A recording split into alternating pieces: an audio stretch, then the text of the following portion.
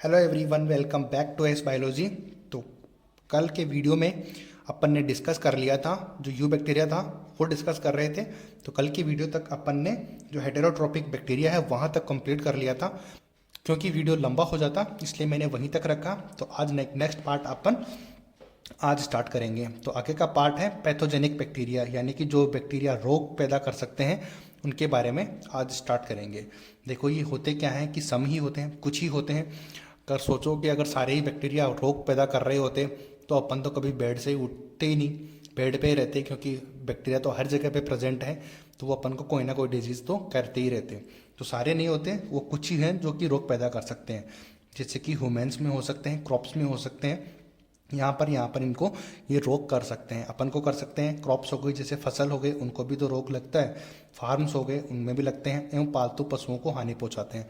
तो इन इन लोगों को ये हार्म पहुंचा सकते हैं, जो पैथोजेनिक बैक्टीरिया होते हैं। ओबियसली सी बात है, सब लोग बीमार होते हैं, अपन भी होते हैं। फसल को भी आपने देखा होगा कि पत्तियाँ पीली हो जाती हैं या फिर वो कभी कभी गल जाते हैं। ठीक है। और फार्म्स के अंदर भी आपने देखा होगा कि जो प्लांट होते हैं वहाँ पर भी प्लांट होते हैं तो वो भी ख़राब हो जाते हैं। और जो कभी कभी अपने जो एनिमल्स होते हैं वो भी तो बीमार होते ही हैं। कभी देखा होगा कि जो मुर्गी होती है उनके अंदर बर्ड फ्लू वायरस आया था। तो काफ़ी चीज़ें हैं जो कि इनको बैक्टीरिया की वजह से और वायरस की वजह से होते हैं। देखो, अपने हैं हैजा, टाइफाइड, टिटनेस, सीट्रस और कैंसर जैसी बीमारियां अपन के अंदर कोज कर सकते हैं। अब इनको याद कैसे रखेंगे? तो अपने पास ट्रिक हर चीज़ की रहती है। हर उस चीज़ के लिए अपने पास ट्रिक रहती है जहाँ से क्वेश्चन आने की प्रोबेबिलिटी रहती है, या फिर जो याद करने में थोड़ा टफ होता है। तो देखो, अब याद करते हैं कि पैथोजेनिक तो रोग कैसे कर सकते हैं। तो रोग कर सकते हैं तो टाइट, कोई भी चीज़ टाइट ही होगी वहाँ पर, यानी कि कैसी टाइट है। तो यानी कि अब टाइट रहेगा तो तभी तो रोग होती है, रोग होगा तभी तो टाइट होगी, वरना तो रिलैक्स होती कोई भी चीज़। देखो, कैसी का मतलब हो गया कैंसर, और सी का मतलब हो गया सीट्रस।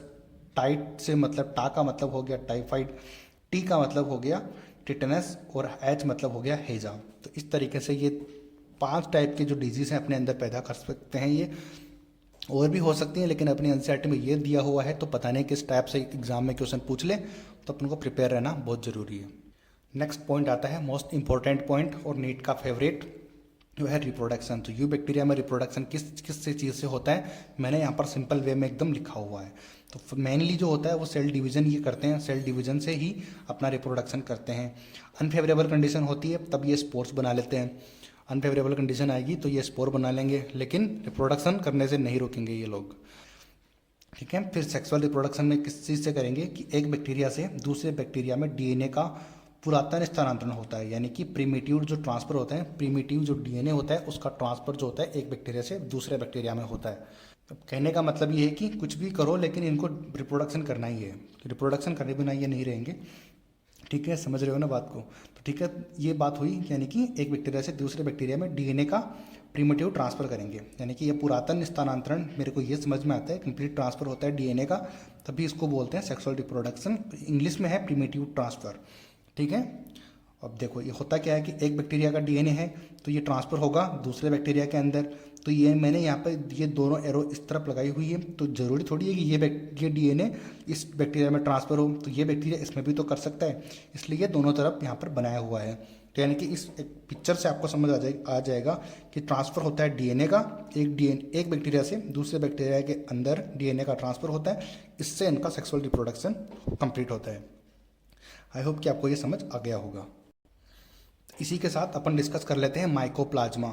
माइकोप्लाज्मा बड़ा कंफ्यूज करते हैं एग्जाम के अंदर। इस एग्जाम में क्वेश्चन आए और 180 या फिर 200 क्वेश्चन में से माइकोप्लाज्मा के बारे में क्वेश्चन नहीं हो, ये कभी नहीं हो सकता। और क्वेश्चन आएगा सिर्फ ये जो 6 लाइन लिखी हुई है या फिर 5 लाइन लिखी हुई है इन्हीं से, इसके बाहर कुछ भी नहीं जाने वाला। देखो, करते हैं कि सेल वॉल एब्सेंट होती है, तो माइकोप्लाज्मा के अंदर सेल वॉल एब्सेंट होती है। तो ये ध्यान रखना कि सेल वॉल की एप्लीकेशन से और कितने टाइप के क्वेश्चन बन सकते हैं उनका भी आप ध्यान में रखना। नेक्स्ट बात करते हैं कि स्मॉलेस्ट नॉन लिविंग सेल होती है।